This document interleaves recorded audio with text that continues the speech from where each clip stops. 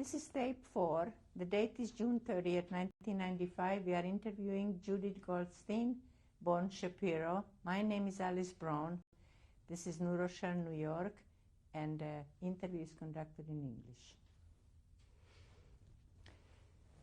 You were mentioning that you arrived to this Bitchgords or Torun, which is identical. At the time, I knew only the name of Torun. It was a smaller camp. It was like the camp, the previous camp, Stutthof. Did you see chimneys there? Oh, no.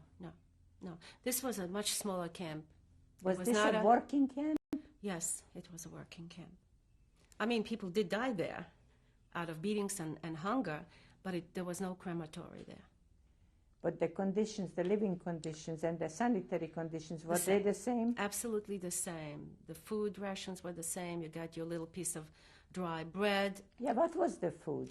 Well, usually a square of bread, small square of bread, which would be in total about maybe 3 slices or something like that, with a tiny little square of margarine, excuse me, and a watery plate of soup. That was the menu for the day. And it was very difficult to go on that kind of menu. I remember particularly in Torun, the the management who managed that camp, they had a garbage place there where they used to throw out all kinds of garbage there. And I think I remember Ruthie maybe too, we used to go and look for food where the garbage was. And I remember eating raw potato peels and imagining that I'm eating a piece of chicken. However, if they found you sifting through the garbage, it was dangerous. You were at risk. You could get, I don't know if they would shoot you, but you would get at least 25 whips. I watched the horror of whips many times. I was scared to death. Hitting is to me such a cruel way. I'm totally against it. Whenever I see it on TV or elsewhere, I'm always horrified. It creates a terrible emotion in me because I remember seeing it. And Ruthie was still with you, and your mom too, yes. And your aunt. And my aunt too, yes. Now, you didn't work in that camp, or did you? Yes, we did. What did you do? I think it was basically shoveling things, snow and whatever. I think this was also part of maybe there were some people who were working with the same wires, connecting wires for field telephones, because I think that's why they took us out from Stutthof, because we worked in Riga for the AEG. I think that's why they took this particular group out of Stutthof, and that saved us. And it was in Torun that some of us continued this kind of work. Did you have the notion that if you work or you make yourself useful, that you'll be able to survive or they won't kill you? Yes, we did have that notion. We had that hope that would keep us alive. As long as they need us, we would be alive. But they were unpredictable. I mean, you never knew with them. So you arrived to Rodun about late fall of 1944, is that correct? Correct. And this living, or whatever it's called living, you lived this life in Rodun until... Torun, excuse me. It's okay. Torun. And your mother worked, and you worked, and your aunt worked. Yes. And under those conditions which you previously described, the food and all that. Yes. I think what also helped us is that this camp also helped us be in contact with outsiders, and occasionally my aunt used to get something from a Christian, and that did help us exist, even though I, who lost a lot of blood because those nosebleeds still continued, I was really doing very poorly health-wise. I think maybe a piece of sugar or a piece of extra bread did help me exist. So you were about 12 years at this time? Late 1944? Late, yes. Mm-hmm. And then in 1945, when you settled in this new camp, what were the conditions? Did you have an idea that the front is nearing, or you didn't have a notion that the war is closing, or the war is coming to an end? Well, when we were in Torn, yes, we did get already news from outsiders that the Russians are coming closer, and that the war is already, that the Germans are not doing as well as we knew in the past. We did begin at the end to hear the shelling and the bombs, but they were very distant, and we were not allowed, or we were afraid rather, to exhibit any kind of joyous emotion. It could have cost us our life, so we had to pretend that we don't know anything, because they were still around us. But within a few months in that camp, especially in the beginning of 1945, I don't remember exactly when we were liberated, but it was during the winter, and all I know is that our eyelashes and eyebrows were white with frost. We didn't have any hair, but a lot of people froze to death, especially when they liquidated the camp. Was there also a liquidation of this camp? Yes.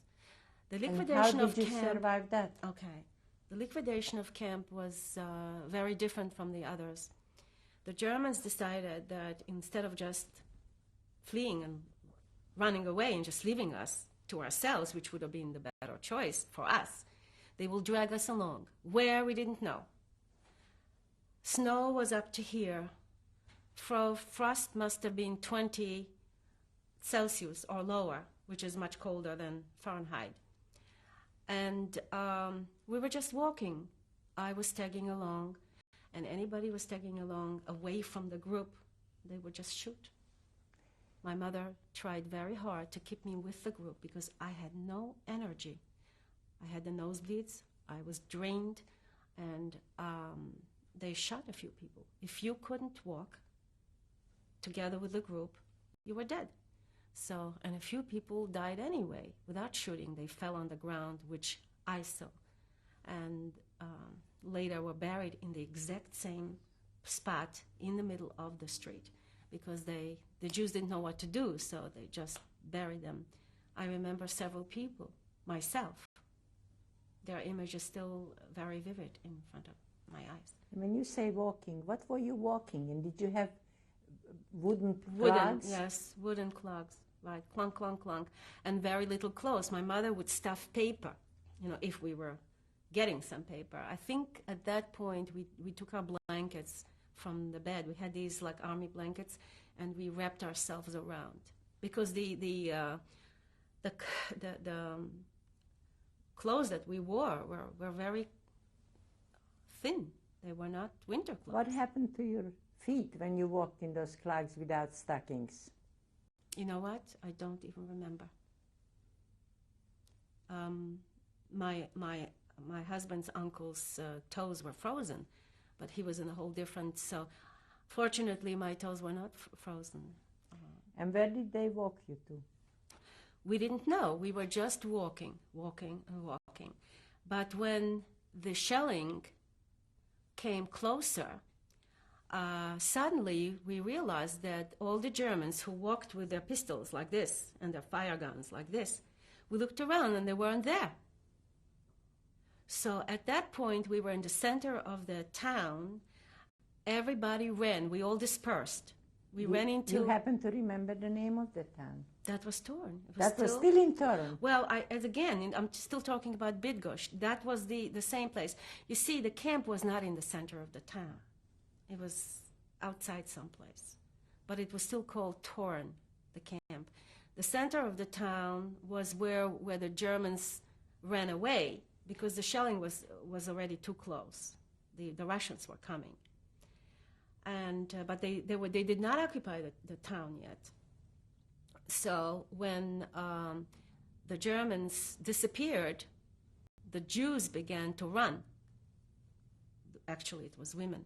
We were just women. And my mother, my aunt, and myself and others ran into a courtyard. You know, again, I'm saying that the villages, and especially a smaller town, had always a courtyard with a gate. And it was a poor little town, but it was very nice. A lot of Germans lived there who ran away also. So we ran into one of those, and I don't know how we got there, but apparently we opened a door and we went into a basement. And we were hiding. Then we heard footsteps, and we hoped that it would be the Russians, but it wasn't. There were Germans. And my aunt, my mother, dragged me into the chimney. The chimney was on the side, not where the door was. They banged the door open, and one young woman was right near the entrance, and it hit her in the leg, and they had to amputate the leg after. This was a woman, a young woman, probably under 20. Had we been there, we would have either been shot or who knows. We hid we were about 5 people. There were a few other people. In the chimney we hid. They never saw us. So, and they didn't enter to examine the whole basement. And then they left. But by that time, I think the Christians knew. They heard some activity there, especially when the Germans came and were shooting. So by that time, the Christians knew that we are hiding there. And it didn't take long, maybe overnight. The Russians came, and I remember how they ran, the Christians ran in to tell us that we can come out, we're free now, the Russians are here. Although that was dangerous too, because some Russians did not believe who we were also. It was, I read and know that it could have been also dangerous. Some Russians did not believe that but they believed you.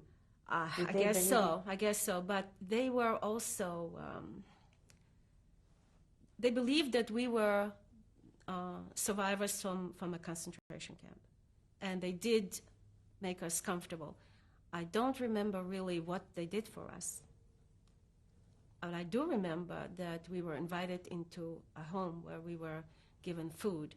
And then we were escorted in the building, in an apartment, in a not the same place, in a different courtyard, to occupy. I think the Russians told us to occupy an empty apartment where Germans lived, and it was there where I saw the first grand piano standing.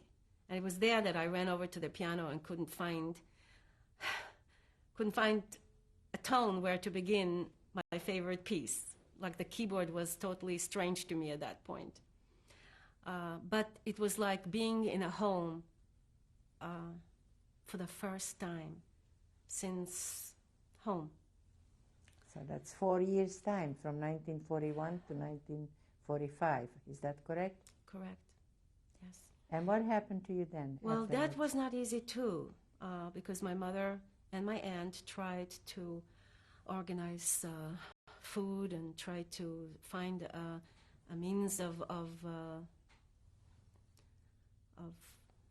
income to eat something. And I remember she once made potatoes, boiled potatoes with onions, and I literally thought I was eating chicken. I had this thing of potatoes with chicken. My mother was maybe 38 kilos. She was so thin. I don't know how thin I was. How was the population at this point to you? Were they helpful to you? Did they try to help you? Yes, they did. But oddly enough, it was dangerous for the Russians because they were young soldiers, they were wild, and at one day in the middle of the night, they banged on our door, and my mother came to the door and begged and begged and begged to leave us alone. She was not so much worried about herself, she was worried about my aunt and me. Mostly about my aunt, but somehow about me too. I mean, a lot of rape went on, and they were looting a lot. So it was very difficult. Some Russians gave us food, but then at night you didn't know what they were going to do. So we went through a hard time even after the war. But my mother started to announce to people that she knows how to sew. And she would get little jobs here and there, and they would give her food. And it was there that we spoke to other people who were also liberated in Torn. They got some kind of communication from another city. The city was Lodz, that there is a much larger population of Jews there, that they are sort of congregating there, and that it might be a better idea to go where there are more Jews, where you can touch base with other survivors and register as a survivor. So when did you leave there? After maybe a few weeks or a few months? I think a few months. And you went on to Lodz? Yes. And what happened in Lodz? My mother found a little place. Again, we shared it with other survivors. It was one apartment. There were several families in one apartment, but at least you had some privacy. And it was there where she made a lot of contacts. She used to go every single day to the Judenrat, like to an office, a central office, to see if maybe my brother or my father showed up. My father said that if we do survive the war, we should really return to Vilna, because this would be our meeting place. We never did. Not because we didn't listen to him, it's just that we began to hear stories about him and we didn't think that he survived. There were some people who actually saw him and then didn't see him again. So we didn't believe that he is alive. And he is not. He was not alive. And about your brother, you didn't find out anything Not at yet. that point? Not yet. So what happened then? As a matter of fact, we met a lot of people there in Lodz, and my mother once heard that people go even to the trains and they watch passing trains on the train station. So she went to the station and she was standing there just looking for trains, but she never met him. But my brother did pass Lodz. He was liberated in Buchenwald, or maybe, I don't know, I really shouldn't tell his story. He was in Buchenwald. He was found among the dead. He was sick with typhus, and he was in the hospital for many, many months until he recovered. And when he recovered, he was about to go to Vilna. So he passed Lodz, and somehow when the train stopped and saw other people there, somebody recognized him and said to him, "Mayor, get off this train. Your mother and sister are alive." And it was a very emotional moment for him. He later told me that he dealt with the death of his parents more. He really had a hard time dealing with his little sister dying, that he had. And he knew for sure that I was not alive, because he also knew that they killed children. Not that he was so old, but he was, older. So at that point, he did go to the center there, and my mother was informed that he's alive. My mother was very strict with me after the war, meaning that she wanted me home at a certain time. She didn't, past 9 o'clock, I couldn't be anywhere else. I had to be home. She was very protective and was worried. She was always worried about me. I shouldn't get lost. I shouldn't do this or that. I remember coming in one day, maybe I was playing with other kids in the yard, and I came in, it was maybe 5 after 9, and she says, come here. Didn't I tell you to be home at 9 o'clock? And I thought, oh my God, she's going to punish me or something. And she leads me into the kitchen, and my brother stands there. Did you recognize him? Yes. We fell into an embrace. It's easier for me to tell the story now, because I've told it before. I think our embrace was about 20 minutes. We never saw each other. We never looked at each other. We were just holding each other tight. Because I never thought that I would ever see him again. And he never thought that he would see me again. So we did become a partial family at that point. And you stayed down in Lodge until 1946 about? Or Well, you left soon enough? Yes, I think we did, yes. It was probably, actually I even went to a school there. Oh, yes. You continued your education? Well, my mother was a great believer in education. I don't think my brother went, but I did.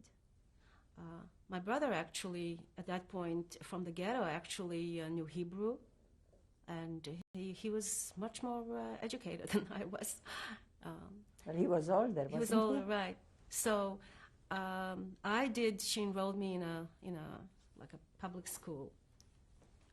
I don't even remember if it was a real public school or if it was like a created public school for Jewish children, because I don't remember going to school with other children who were not of my faith. And again, there already immediately I participated in dancing and singing and plays, and I was already into these things, but I still did not play the piano. I still did not take lessons. It was not available, and it was just not. It was. Think you would have been able to play even if? I don't know. I didn't know if I was ever going to play the piano. I wanted it desperately. So then I found a neighbor who did have a piano, and I started to acquaint myself again with the keyboard. But I really didn't take any lessons until I got to Germany. That was when I resumed. So your next step was going to Germany. Where did you go? Okay. Where did you? That wasn't easy, because we belonged, my brother joined a group of people who were sort of like a kibbutz, people who were getting ready to go to Israel, because that was the ultimate goal for us. During the war, I said that if and when I survive the war, if I grow up, I will not continue to be Jewish again. I will not marry Jewish. I will not have Jewish children. I didn't want to be Jewish anymore. This was me speaking as a child.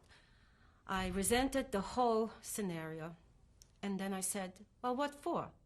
Why should I be Jewish? So that my children can go through what I went through, so that my life will be in constant danger. I was sick and tired of anti-Semitism and from prosecutions.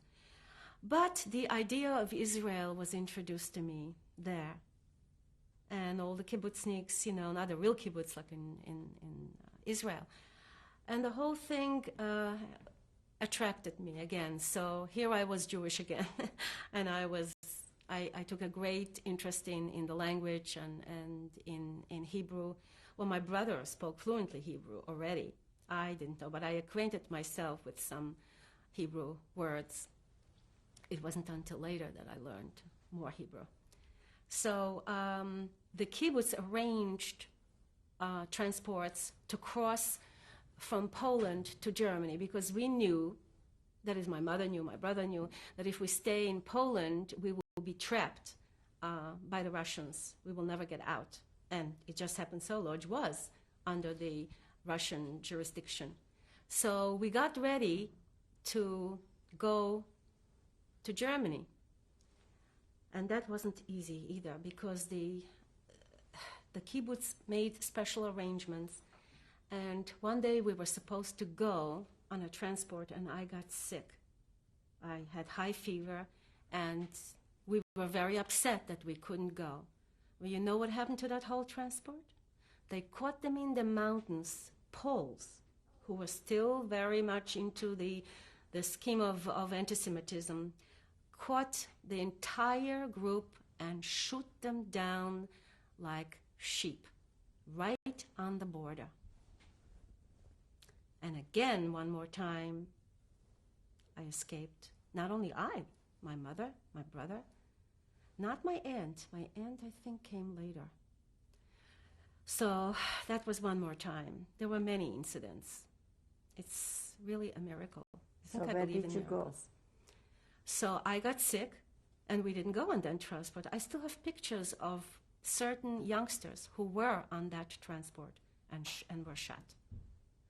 So. Was your friend Ruthie with you at this time? No. I had lost contact with her. I didn't see. Where was that, in Torun? Yes, I think after that we were really separated. So I didn't meet Ruthie again until in the United States, you know. So did you join another transport towards Germany? yes, we did. And we were reassured that it will be guarded differently, better, and that we would be safer. And we did cross into the German zone. We passed through Vienna. We wound up in Salzheim. What was that? It was Salzheim? near Frankfurt, Frankfurt am Main. Yes. What was the Salzheim? It was a displaced persons camp. Yes. And you registered there, or what was the purpose? Were you still ready to go to Israel, or what happened then? No, at that time we were not, nothing was ready yet. Israel was not in existence yet. We wound up in Salzheim, which was a displaced persons camp, and it was on the American zone, and the Americans treated us nicely. We had enough food. We lived actually in a big villa. They had two pools there. They weren't in use, but it was like a German officers kind of a place where the conditions were pretty good. But we had like little rooms, like it wasn't a barrack anymore. You had a regular bed and you had some linen, and we ate together. We ate in a joint kind of dining room, and the food was okay. In fact, Ben Gurion came to visit us. Yes, and I played Hatikva on the piano. At that point, I knew already how to play a little bit more. Yes, and that was very moving. My brother stood next to him. I don't have a photograph, but my brother has a photograph standing next to Ben Gurion holding the flag. But that was not until after, when Israel was a land already. It was our land. Basically, at that kibbutz, again, it involved work. Just to run the kibbutz, people were working outside of the kibbutz. They created in that particular lager, it was a nice lager, displaced persons camp. They had a school, and that's where I really joined the academic road. You know. What was the language spoken in school, and what language did you learn in? Well, that was a problem. We were a mixed bag. A lot of kids from Poland knew Polish very well. I didn't. I knew Yiddish very well. I couldn't. So this was really, I knew German, not very well, but I knew German. I certainly could communicate pretty well in German. So we had to kind of divide our educational approach, because some of the teachers were Jews, and some of them were not. Most of them were Jews. We had English teachers, we had Latin teachers, we had math teachers, history teachers. These were all intellectuals and educators that survived the war and were actually working in the camp to work with children. And I was not in one class. We were all together, younger and older. I had people 5, 6 years older than myself. My brother wasn't the same. Of course, it was easier for him. He knew more. And for other kids, it was easier. But my mother took a tutor, especially for English, for Latin, and arithmetic, and so that I could sort of catch up with the rest of them. There was no such thing as a class. And it was a good experience. It was also there that I enrolled in a conservatory of music. You started again on your music.